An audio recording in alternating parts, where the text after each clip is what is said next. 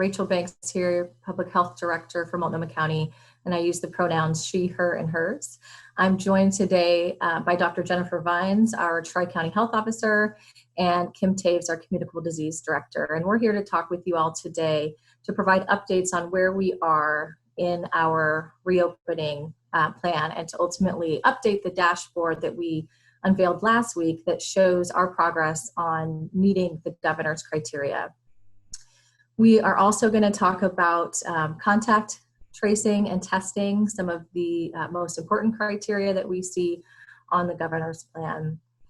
And I want to pause though and just really acknowledge the impact that COVID-19 has had here locally and around the world. The impacts to individuals who may be feeling anxious or a sense of grief or longing for things to go back to the way that they were, the impact for businesses, the impact for families who may be taking care of somebody who's sick, and just for all of us as we are in these times that are so uncertain.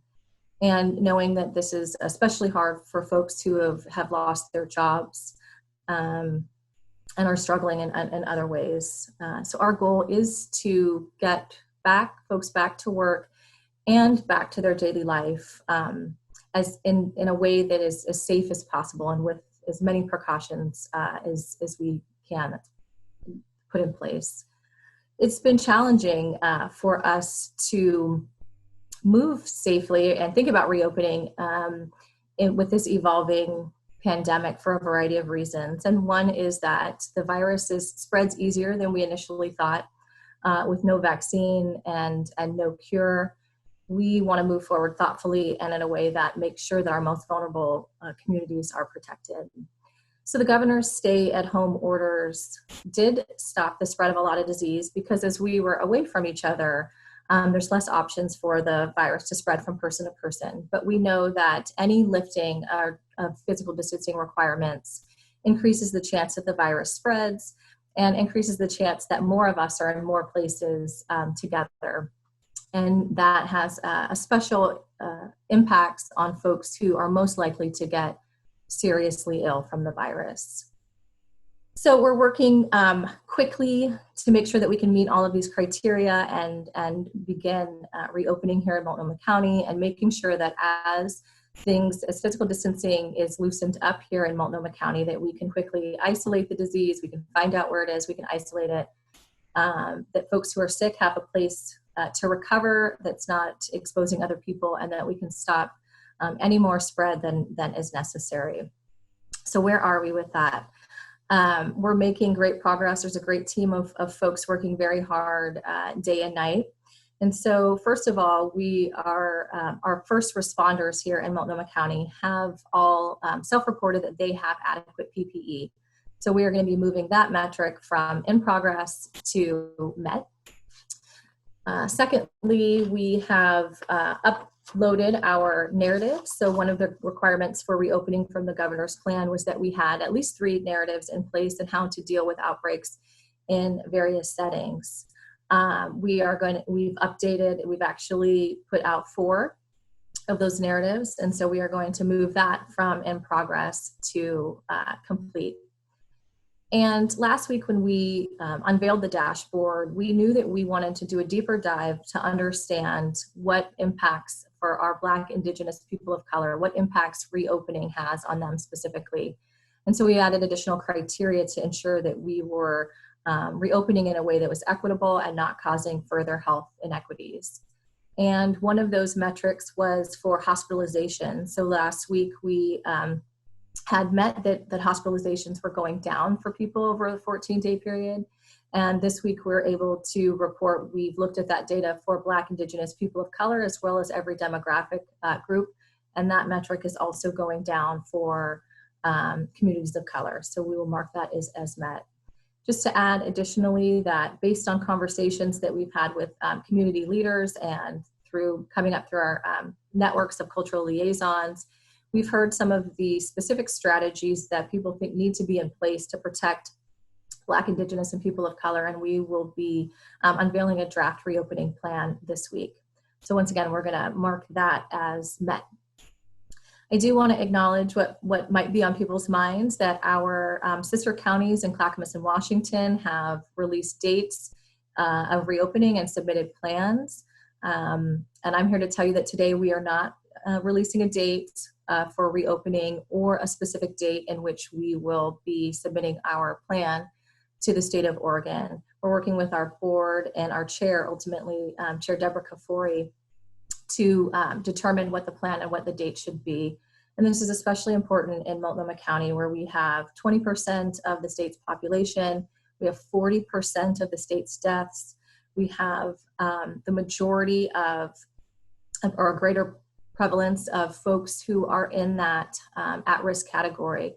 That includes folks without homes and our unhoused populations. It includes our Black, Indigenous, people of color populations, and it includes folks living in long-term care facilities.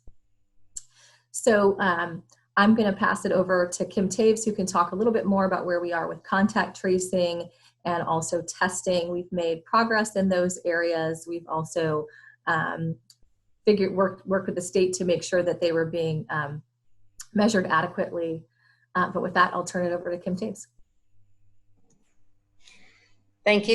Good afternoon, everyone. My name is Kim Taves. I'm the Communicable Disease Director for Multnomah County Health Department. I go by she or they pronouns.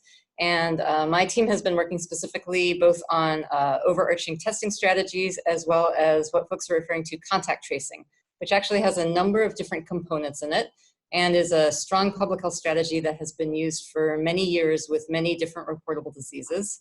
But right now, the need to stand up a large group of folks and to have that folks have multiple language capacities, as well as technical skills and medical background and epidemiology all together to make a really vibrant team of folks who can respond very rapidly, whether the disease is spread in a work site or in a long-term care facility, whether it's spread through a household or community. We've got the right team of folks to address that. So let me just go over a little bit about where we're at with that. We started out at the beginning of our pandemic with about 7 folks, and they did a lot of the contact tracing for most of the reportable diseases, with the exception of HIV and STD. Today, we've got 45 people. So we've grown our team as the cases have grown. Our ultimate goal is along the lines of 122 to 130 people. And we want to make sure that when we are progressing towards filling those different positions, we not only have the right proportion of mix of people with public health background and with the data or epidemiology background, but as well people who have skills being from or affiliated with culturally specific communities, understand community networks, have experience engaging those communities, and that'll fill out our team. We need to be able to be responsive in an equitable way, and what we've seen in other places in the country as well as locally is that there are some communities that are traditionally a little bit more marginalized and have different levels of access to healthcare in general, who for a variety of longstanding reasons are at higher risk, therefore, for severe disease with this illness. And we've got to make sure that we're taking care of all of our communities. So the goals of the contact tracing system are to identify and interview people who test positive. And that used to be, in our minds, mostly people who had symptoms of being ill. But as we know more and more, there are folks who can have this infection and be infectious to other people, but not have symptoms. So anyone who tests positive, we call a case. And our job is to check in with them, get some information from them, help them understand what their responsibility is in terms of isolating themselves till they're not infectious, and then really wrap around other supports through contracts and very close connections we'll have with community health workers that are based in the community setting to support them and their households and their families to be able to do that isolation. We know that it's really hard for a lot of folks to be out of work for a couple weeks while they become less infectious. We know that they may be missing school, childcare may be difficult for them. They may have concerns about rent, about food security, as well as just concerns about the kind of health information that they need. They may need help with products to disinfect their home, masks or face coverings. So the whole set of services and supports that folks need from people that they trust, understanding what their particular needs are, will be provided in our contact tracing system from the team of folks that will be working through community-based organization subcontracts. So those are folks like community health workers, case managers, navigators, or some of the roles that people may be familiar with those people being called. And we need to have the same levels of language capacity and multicultural capacity, both in the folks doing those initial phone calls who will be from public health, as well as the folks who are then they link to for support. I want to talk a little bit about testing briefly.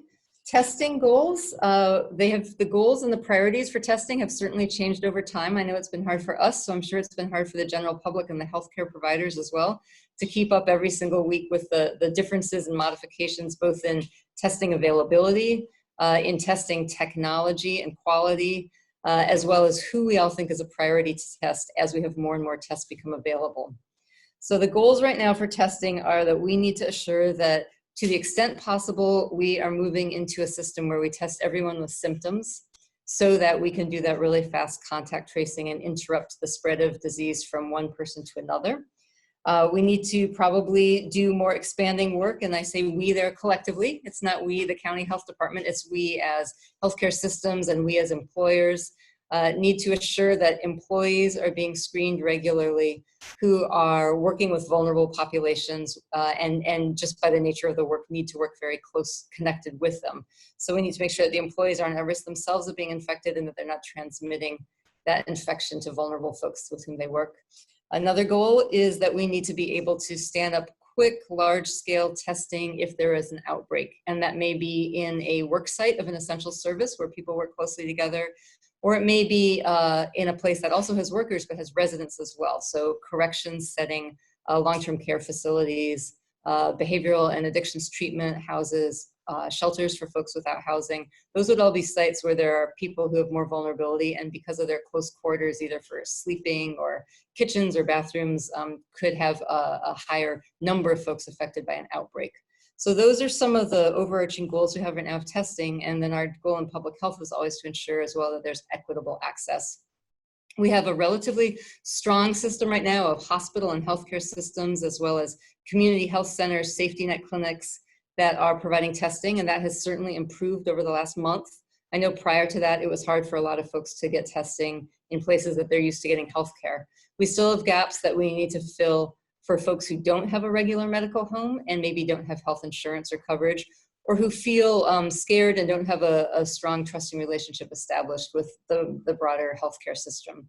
So there are some pieces that public health is working on right now with our hospital and our CCO, but primarily especially with our community-based organizations, culturally specific leaders, to identify what are some different alternative test sites, including low barrier drive-through kinds of community test site models and or models that maybe are hosted at culturally specific areas and centers and locations that are not necessarily in a healthcare setting, but could support delivering those kinds of testing services and the wraparound services we need. So that's the piece that we are working on right now, and we're doing that in coordination with the whole health system. I think I'm turning it over to Dr. Vines next. Thanks. Good afternoon, everyone. Jennifer Vines here, Multnomah County Health Officer. I know you all have questions and we want to get to those, so I'll just be really brief in emphasizing 3 points that my colleagues have made. The first is caution. So we really want to get this right. We want to feel like Multnomah County is ready to safely reopen, and in particular that it's safe for those most vulnerable. We know those to be elderly, we know those to be people of color, communities of color, and our essential workers. So caution is the first thing. The second thing is learning, and this virus has challenged all of our assumptions about how disease is transmitted. So we've had to be really agile in our thinking, and this notion that people without symptoms can spread the virus is particularly challenging because it makes it really hard to figure out who may potentially have the infection and just simply not know it. So I want to use that to really emphasize the recommendation for face coverings, which again contain your secretions from your nose and mouth and keep them to you. And again, the 6 foot distance, which we think is a safe distance for potential spread of those droplets. The third thing, so caution, learning, the third piece is trust. And you've heard this word used today in this briefing, but we want people to trust that they can get testing when they need it. We want them to trust the test results. We want them to trust the county public health department or our contracted workers when they call to say that someone has a positive test result and asks them to in turn trust that person by naming who they've been in close contact with, so we can in turn follow up with those people to make sure that they have what they need to stop the spread. And then finally, we need the county to trust that we have a plan, a safe plan for reopening. And I think we're almost there. But again, as a dense, highly populated and relatively small geographic county, population density does matter. And so I think we have a reasonable plan in place and just need more time to get some of these important components nailed down. So I think with that, I believe we open it up to questions.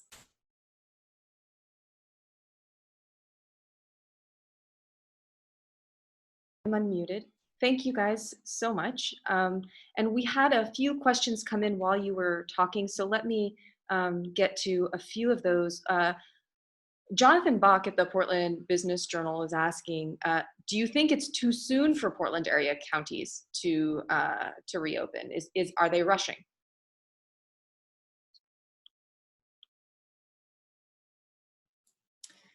I think, I am the lead health officer for the Tri-County region. I think each county has been given the authority to make this decision for their counties, and every county has to balance several needs, both, as I've emphasized, safety in terms of COVID spread, but also other needs around their economies or around their particular constituents' expectations. So I would not offer an opinion on the Clackamas or Washington County timeline, except to understand that they, like us, are balancing several different things in their reopening plans. Similarly, Kelly Azar at K2 is asking, Multnomah County seems to be more strict about where they are before applying to reopen. Is there one big benchmark in particular that would signal we're ready?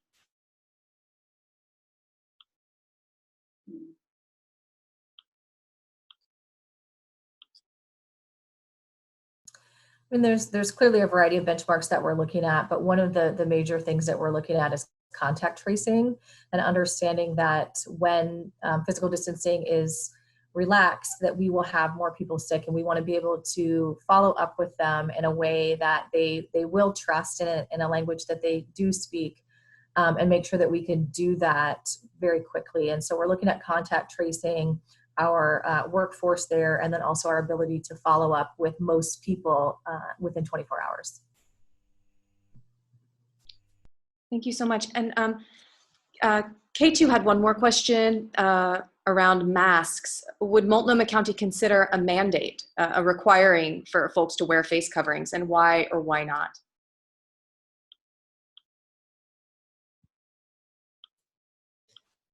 Yeah, so this is Jennifer Vines responding. I'm not hearing from our leadership word of a mandate around face coverings, and that's because not everyone feels safe necessarily wearing them. Communities of color in particular feel like they're potentially viewed with suspicion if they have their faces covered.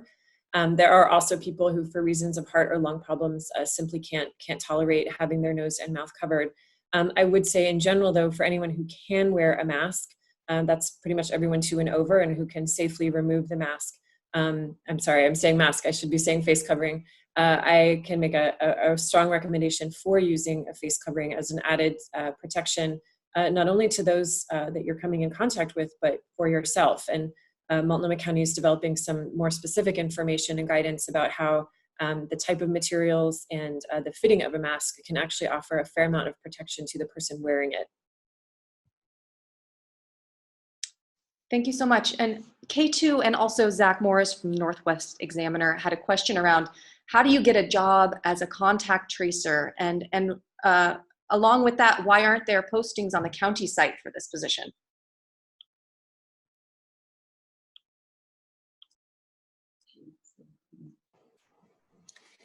So there's been a lot of information in the news about skills needed for contact tracing, especially because the work right now is primarily being done over the phone and not face-to-face.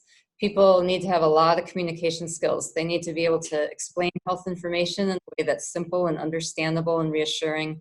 They need to establish rapport and empathy and compassion. We've long relied on our team to be highly skilled at making folks feel comfortable to work collaboratively We don't compel anybody to disclose information. We do that through their goodwill towards other people to help stop transmission of disease, and us being able to effectively explain what our goals are to work together and for folks to build that kind of trust. So it's a combination of a team of folks, like I said, that have a variety of different skill sets. There's some medical records review, and there's some work that has to happen with infection control, prevention, as well as gathering data. And then there's the work to help link people to other services that they may need, help give them information about when they should seek healthcare. There's a broad skill set there, and it's really important to us to have the mix of skills we need on every team. So we're standing up teams that have that mix, and then the teams are modular. That is to say, we'll grow out as many teams as we need to handle the cases, and each team has a combination of those skills within it. So we've been hiring. We've also had medical students and MPH graduate students in the mix as we've needed to stand up. We've pulled in other public health staff. And as we look more towards our knowledge about how long-term this set of folks will need to be working with us, then we're transitioning from some of our on-call positions into more permanent positions, as well as having those skills.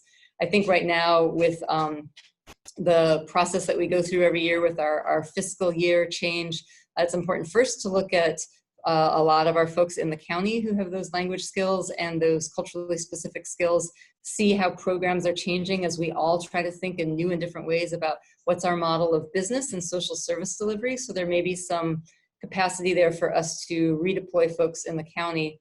And then if we do need more positions after that, we will be posting them. We've been working with our union, our multiple unions, and our HR team to articulate what those skills are. And we've created the positions and worked them through just that normal government hiring process that we have. Great. And a question that we got from Portland Business Journal as well as Zane at the Tribune. So when are we expected to submit an application? Are we looking at June?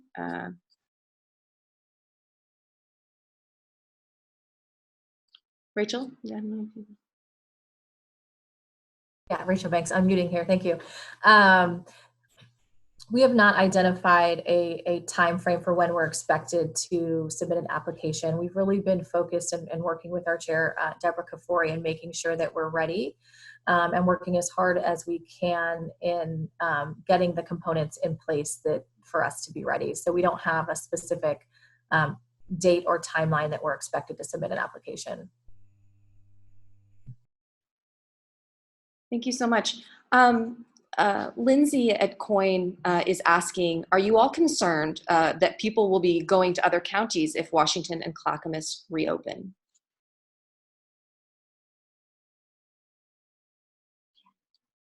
Dr. Vines, maybe? Sure, I was looking at Rachel. I think,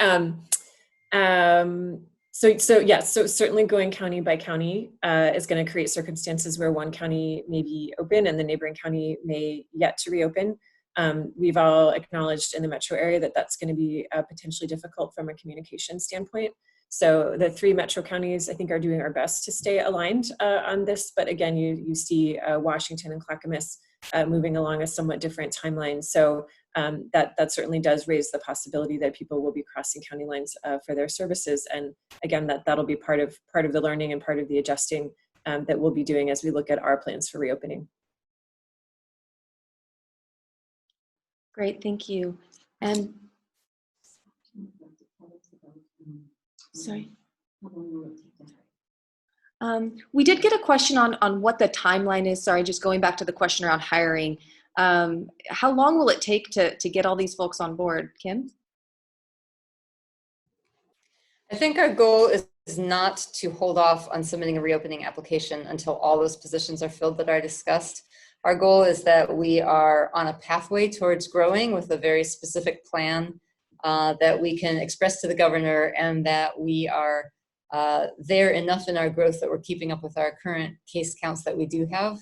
And we need, especially I think right now, to work on some of the mix of staff that we have that have multilingual capacity before I feel like I, as the communicable disease director, would give my green check in the box and then raise it up to the chair and to Rachel Banks, our public health director, to review. So we do have some pieces there that are important, but that need to be in the mix of every single team. But we don't need all the teams in place to open. I think that the governor has stated, and I've seen in other folks' plans, that they just need a clear pathway, a trajectory, contracts being put into place, training plans in place, et cetera. Pat Doris with KGW just had a follow-up question on kind of on the application submission. You know, we've got hundreds of thousands of people waiting for these reopening plans. How can you not at least pick a date to submit that application?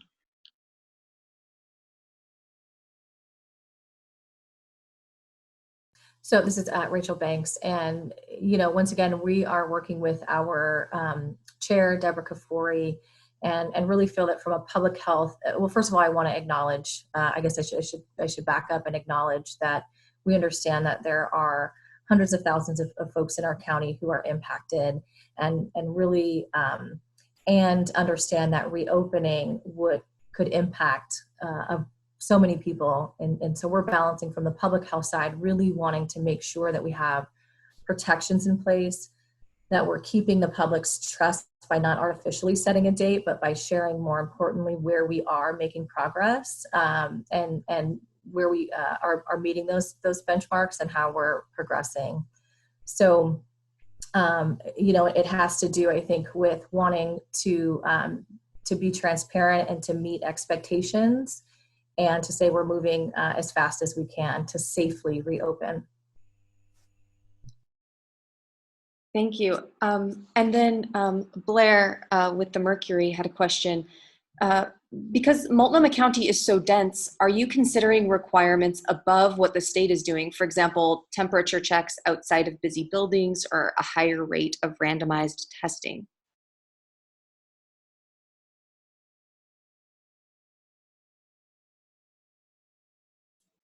Yeah, so this is Jennifer Vines. I'll take a stab at that.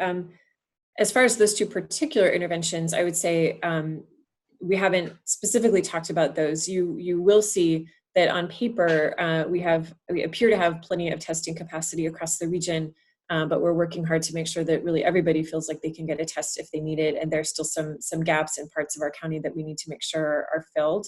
I think to the question of whether we're holding ourselves to a higher standard because of our density, I think our chair and Director Rachel Banks can speak to this as well. I think we've tried to really be transparent about where we are holding ourselves accountable for a safe reopening. Thank you. And Zach Morris with the Northwest Examiner again. Does the city of Portland agree with your timeline and the extra criteria that Multnomah County has set above the state requirements for applying for phase 1? And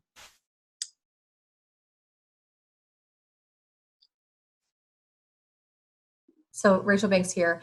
Not going to speak on behalf of the city, but I can say that in the conversations and planning we've had thus far, the city has also prioritized equity in their response efforts, as well as wanting to understand what's in the best interest from a public health perspective. Great, thank you. And Kelly from K2 had a question following up about testing at businesses. With so many people being asymptomatic, how are we truly protecting people in businesses if so many people can be walking around without having any symptoms at all? This is Kim Taves, Communicable Disease Services. The capacity that we have to test right now, we being the whole healthcare and employer and public health system altogether, isn't such that we can test all humans, all residents in our population every week or twice a week, which is the kind of testing that we would need to be able to stand up to catch every single case of someone who doesn't have symptoms but is moving around. And because we don't have that capacity, that's why, as we became aware of the asymptomatic folks who can be infectious but not have symptoms, it just further re-emphasized for us that the choices that we were all making with creating different ways that business can open and have employees work teleworking, rearrange the work sites so that there's 6 feet of distance, just is absolutely that much more crucial. as well as face coverings, as well as hand hygiene. Those pieces are the pieces that all of us use to protect ourselves and each other when there are people moving through society, which will need to happen because we can't maintain ourselves in this suspended state of full quarantine forever. Those are the pieces that are so important to stop the transmission of disease. Testing in and of itself won't be it. I know that people are interested in a different kind of test called an antibody test. And that's a test that doesn't say someone is infected right now, but it says that someone at some point in the past has been infected. It's a sign that the immune system recognized that virus in the body and created a response to it. When we know more information about whether or not having had it before protects you from infection again in the future, and if so, how much and for how long, then we may have some more information as well about what role that kind of testing can play to help people understand who has some immunity and who doesn't. But right now, the science that we have is not clear enough that we can make policy decisions based on that. Thank you. And one follow-up on that from K2 was, is there a plan to test contact tracers, and how often would they themselves be tested for COVID-19? So the contact tracers we have are doing the work primarily through phone with all the same safety considerations in place for distancing when able and communicating and connecting in more of these virtual ways that can be very frustrating for all of us, but we're learning how to do. We have had texting and emailing and phone messaging as a key way to establish contact. In the past, we only for very serious illnesses where we were really concerned and not reaching someone did we move to going to their house. Sending a letter right now is a little bit too slow for this disease, although it's appropriate for other diseases that are transmitted as quickly.